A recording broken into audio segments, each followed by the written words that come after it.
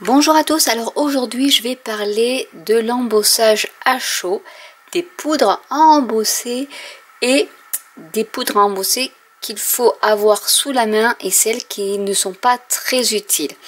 Donc on va commencer par les produits qu'il faut avoir pour embosser. Déjà il faut avoir un pistolet à embosser, donc là c'est un Artemio que j'ai depuis 2 ans et demi qui fonctionne toujours aussi bien. Après vous avez plein de marques, à vous de choisir celui qui vous va le mieux. Il y en a avec 2 vitesses, moi la mienne n'a qu'une seule vitesse mais ça me suffit. Donc il faut un pistolet à embosser. Ensuite il faut, alors ce qui est pas mal, il faut, c'est si on peut, de la poudre antistatique qui peut être de la marque Ektool, comme ceci, donc avec le petit embout. Vous avez également sous forme de coussinet, donc celui-là c'est un de chez Stampin' Up, c'est un Embossing Buddy.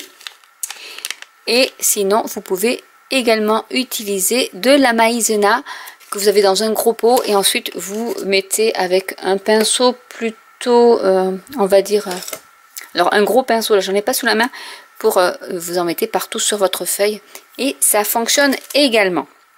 Ensuite il vous faut de l'encre Versamark ou toute autre encre watermark, voilà, qui est en fait une encre qui colle et qui est transparente, donc qui va permettre de coller votre poudre qui sous l'effet de la chaleur va se liquéfier entre guillemets, même si elle durcit très vite, pour pouvoir en fait, alors ils appellent ça melting, alors ça va se mélanger et ça va durcir et faire quelque chose de en relief. Donc il vous faut de l'encre qui colle. Ensuite sur le marché il y a plein de poudres à embosser de toutes les couleurs, vraiment après on craque sur les couleurs, donc j'en ai certaines, hein. Honnêtement je ne m'en sers pas.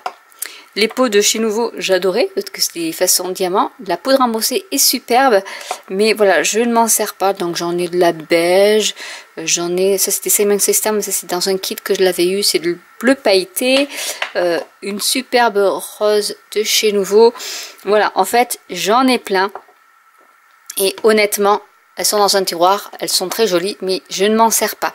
Pourquoi? Parce que je me sers de mes encreurs couleurs directement, je vais vous montrer comment. Ensuite donc vous avez la Versamark, mais vous avez aussi, alors là j'en ai plein aussi, vous avez des crayons à embosser, donc celui-ci donc c'est l'Emboss Dual Pen, donc avec un bouchon assez gros, enfin un pinceau on va dire, et de l'autre côté c'est l'embout est plus fin et même un peu biseauté, je sais pas si ça va faire le point, et du coup vous pouvez écrire ou faire par exemple des lignes, des contours avec, ça colle, vous mettez votre poudre à embosser, vous chauffez et le tour est joué. Donc il y en a plein, vous avez l'embossite également, après il y en a pas mal avec des, voilà ici c'est les mêmes mais avec des pointes différentes, donc c'est marqué ici les pointes. Donc voilà les crayons à embosser que vous pouvez aussi avoir, qui peut, si vous voulez faire juste des petits points que vous embossez, c'est possible avec les crayons.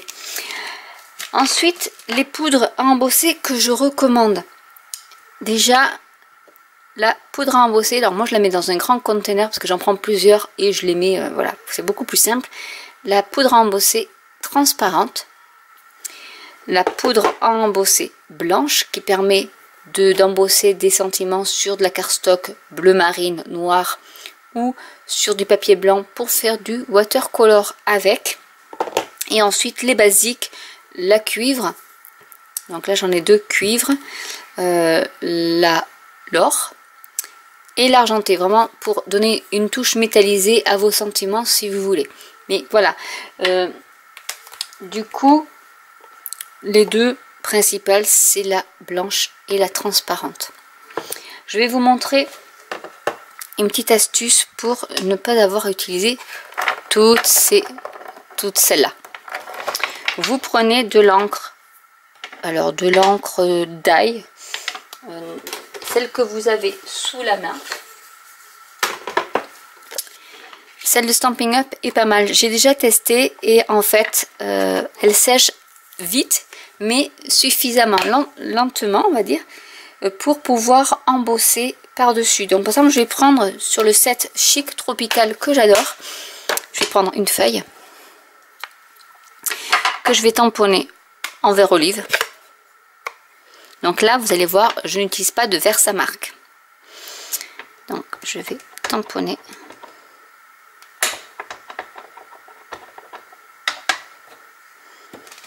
Ma feuille, vous voyez, comme ceci.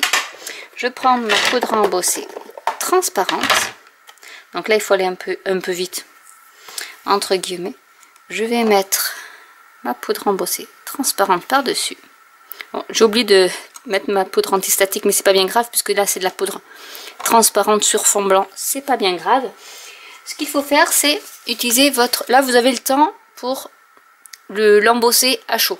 Donc ce qu'il faut faire, c'est bien faire chauffer votre pistolet avant. Commencer par l'arrière et ensuite par le devant pour éviter que votre papier ne gondole. Là, c'est pas très important s'il gondole, puisqu'après je le passerai, je vais le découper avec les dies. Donc c'est parti pour faire préchauffer mon pistolet.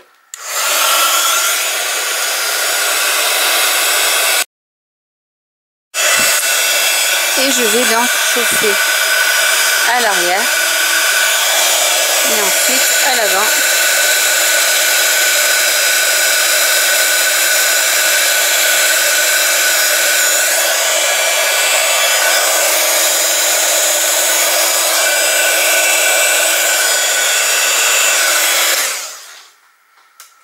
Et je vous montre le résultat sans le bruit. Voilà, ça a embossé ma feuille en transparent. Donc du coup, l'avantage c'est déjà que ça apporte un peu de brillance. Et en même temps, ça rend vos tamponnages un peu plus peps, on va dire. Donc on va faire la même chose avec la fleur. Donc là, je prends Flamant Fougueux, parce que j'aime bien. Donc, pour faire la fleur, c'est très bien. Et pareil, je vais prendre ma poudre à embosser transparente.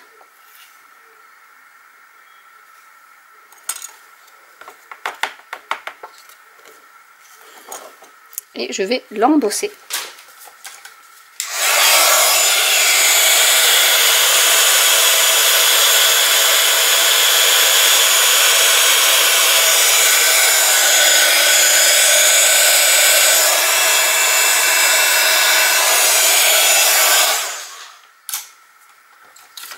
Et voilà ma feuille de terminer avec ce petit côté brillant.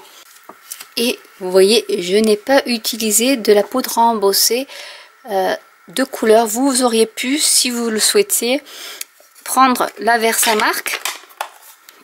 Je vais faire un petit test. On prend la Versamark. Alors, je vais d'abord nettoyer mon tampon pour éviter de tacher mon encreur.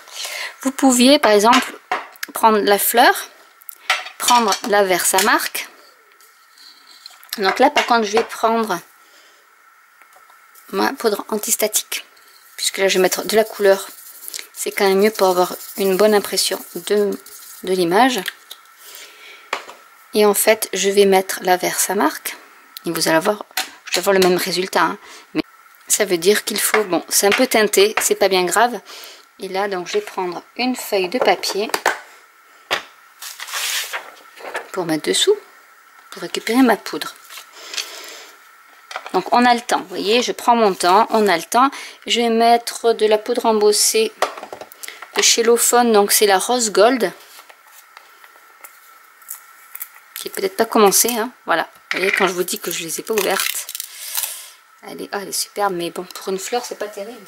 Je vais prendre plutôt le rose de chez Nouveau.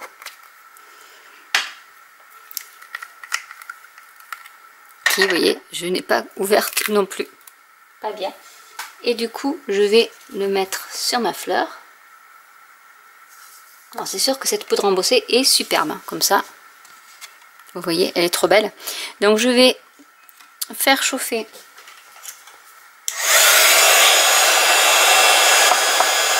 et je vais remettre ma poudre à embosser dans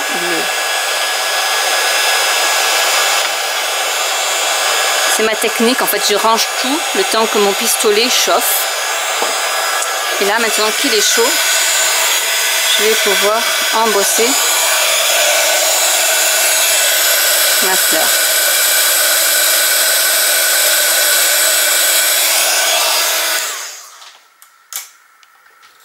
Et voilà ce que ça donne pour l'embossage. Et ici, tamponné avec l'embossage clair. Donc vous voyez, c'est pas tout à fait pareil. C'est assez sympa, hein, ce rose, je l'aime beaucoup. Mais voilà, c'est pas du tout la même technique. Mais voilà l'astuce pour pouvoir utiliser ou économiser des poudres à embosser de toutes les couleurs. Soit vous utilisez que des poudres à embosser, vous embossez tous vos projets. Et à ce moment-là, ben oui, vous prenez des poudres à embosser de toutes les couleurs. Soit vous avez plein de tampons à encreur et vous avez une technique pour rendre brillant et donner une couleur un peu plus peps à votre tamponnage. C'est juste en mettant de la poudre à embosser transparente. Et voilà l'effet. Donc du coup, ben, au lieu d'avoir toutes ces poudres à embosser supplémentaires qui sont cachées dans un tiroir, eh bien j'utilise mes encreurs que j'ai de chez Stampin' Up, donc j'en ai plein, et j'utilise de la poudre à embosser claire et le tour est joué. Donc j'espère que cette vidéo pourra vous aider pour ne pas faire les mêmes bêtises que moi, après que vous puissiez réfléchir sur le fait de prendre de la poudre embossée de couleur ou pas. Après c'est selon vos envies, voilà, parce que c'est vrai qu'elle est superbe cette poudre embossée, et même je trouve ça dommage de ne pas l'utiliser, mais voilà, il y a d'autres alternatives. Si vous commencez le scrap et que vous ne voulez pas trop investir, investissez plutôt dans la poudre embossée blanche qui peut servir pour les sentiments quand ils sont sur une cardstock noire ou bleue ou une cardstock foncée. La poudre embossée transparente qui peut vous servir pour ce style d'impression.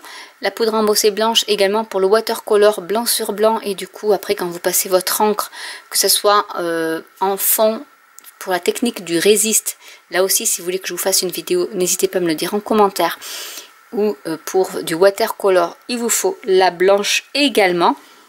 Et ensuite selon vos envies, prendre vraiment les couleurs métalliques, les basiques, c'est-à-dire la dorée, l'argenté, la cuivre et la bronze. Il y a également la bronze, et vous avez toutes les poudres à embosser